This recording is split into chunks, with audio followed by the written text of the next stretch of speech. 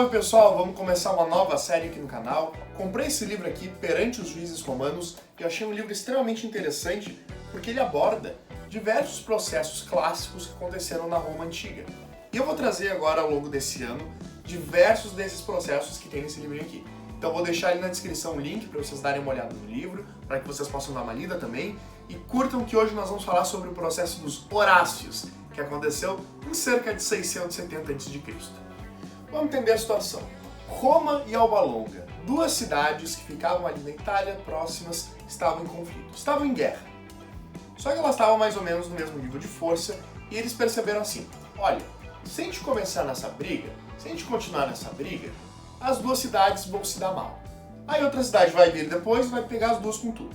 Então vamos fazer o seguinte, vamos pegar os trigêmeos de Roma, os Horácios, e botar eles para peitar os trigêmeos de Alba Longa, os Curiaços. E aqueles que vencerem vão levar a vitória para sua cidade. Aqueles que forem derrotados e mortos na batalha terão a sua cidade submetida ao domínio da outra. Então foi isso, Alba Longa, Roma, Horácios contra Curiaços. Os Curiaços, que eram de Alba Longa, começaram a dar um laço em Roma. Começaram a dar um lácio em Roma.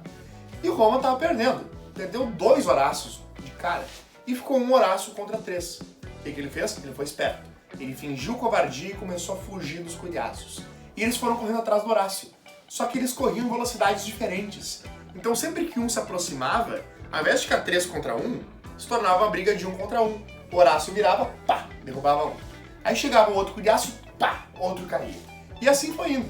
Horácio conseguiu derrotar os 3 Curiacios e Roma ficou superior a Alba Longa. Tudo bem, Roma venceu. Horácio, campeão de Roma, um herói, chegou na cidade. Qual o problema? A irmã dele estava lá chorando de luto por causa de um Curiacio que morreu.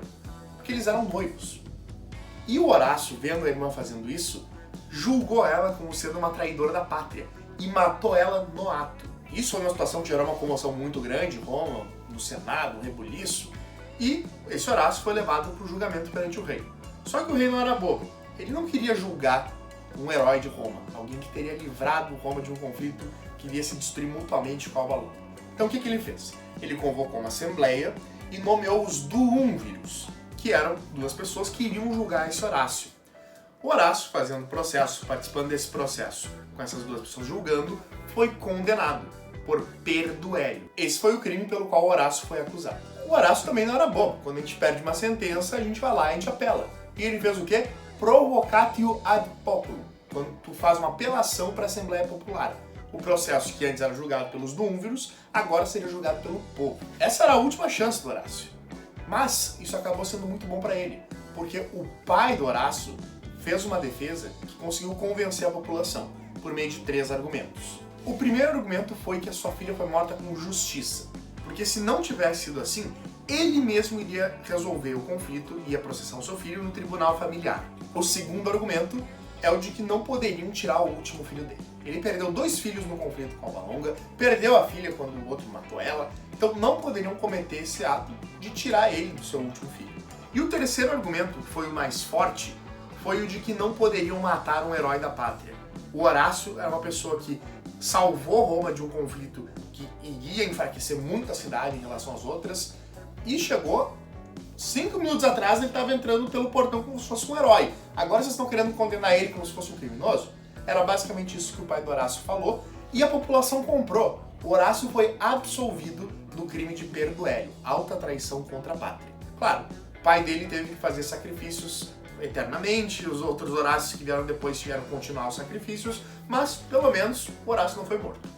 Essa é a história. Para quem estava no Instagram, acessa ali meu Instagram para ver também, tem a versão resumida do vídeo. Eu passei para você só essa parte. Agora vamos entrar na análise histórica do processo dos Horácios. Segundo o que o autor fala neste livro, naquele tempo não existiam cidadezinhas do Lácio.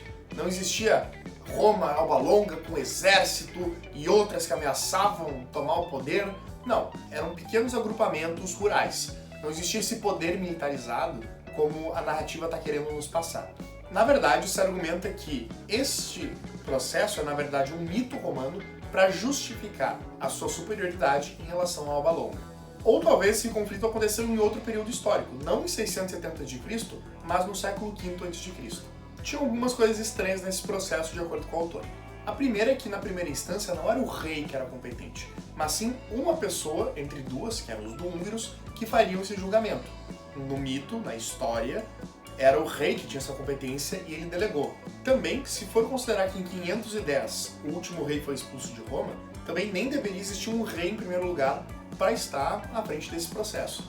Isso, claro, considerando essa visão do autor de que, na verdade, o processo teria acontecido no século V a.C., ou seja, até 500 a.C., quando, na verdade, o relato está falando de 610. Então, me parece que o autor está fazendo referência a essa interpretação e não à história original. A Assembleia, pelo relato, ela tinha livre convencimento, tanto que, nesse caso, ela se afastou do direito, o que deveria ser a condenação, e foi convencida por um mecanismo de oratório, uma defesa mais emotiva do pai do Horácio. Também essa Assembleia era encarregada apenas de condenar ou absolver, e não de impor as penas. Então, provavelmente, essa expiação que o pai teve que fazer, de fazer sacrifícios, poderia ter sido imposta pelos sacerdotes. O crime em si deveria ser o homicídio, especificamente o homicídio de um familiar, que na época de Roma era colocado como parricidium. Mas o Horácio foi condenado por alta traição à pátria, per duello. Então, por que veio essa interpretação? Porque, na verdade, quando o Horácio ele vê a sua filha e sentencia ela, ele está fazendo isso de forma autocrática. Ele está pegando o pátrio poder, que seria o poder responsável por fazer a condenação, ou o poder de Roma de fazer o processo judicial, e ele mesmo tomou a decisão. Então seria traição à pátria por ter pegado basicamente uma função, teria quase que um status constitucional, que seria de quem tinha o dever de fazer o julgamento. Quanto aos argumentos do pai, tem dois problemas. Quando a gente pega os dois primeiros argumentos, parece que o segundo anula o primeiro. Porque perceba, o primeiro ele diz, ok, minha filha foi morta com justiça. Mas o segundo ele diz, não podem tirar o meu último filho. Por essa lógica, se ele dá tanto valor para não levar o seu último filho, isso é muito importante para ele, provavelmente ele nem iria fazer esse julgamento contra a sua filha em primeiro lugar, mesmo que tivesse sido injusto. Então se coloca em dúvida o quanto que um argumento na verdade não enfraquece o outro. O argumento mais forte dele, que foi o último, que ele se prolongou por mais tempo, foi os méritos do filho em defender a pátria. Esse é um argumento bem complicado porque os crimes graves poderiam ser compensados de acordo com o valor que a pessoa daria para a pátria. A pessoa poderia cometer o crime que fosse, mas se ela foi uma pessoa heróica numa guerra, aquele crime automaticamente deixava de ter punibilidade. Então é um argumento jurídico perigoso. Acontecendo de verdade ou não, se é mito, se é real, whatever, esse caso teve bastante repercussão na história de Roma. E é o precedente de que todo aquele que for condenado à morte ou a punições corporais poderia fazer a provocação à Assembleia Popular, a provocatio ad populum.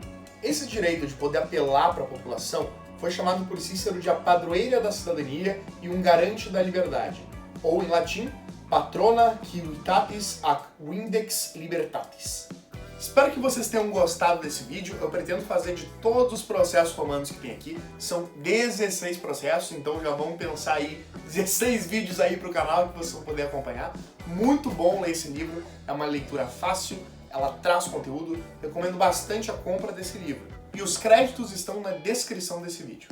Na próxima semana eu vou falar sobre um processo que foi pausado por feitiçaria. Isso aí, vamos tocar a magia no Império Romano. Não esqueçam de deixar o sininho, deixar uma curtida e se inscrever no canal para não perder nenhum conteúdo dessa série super legal que eu estou trazendo para vocês. Fui!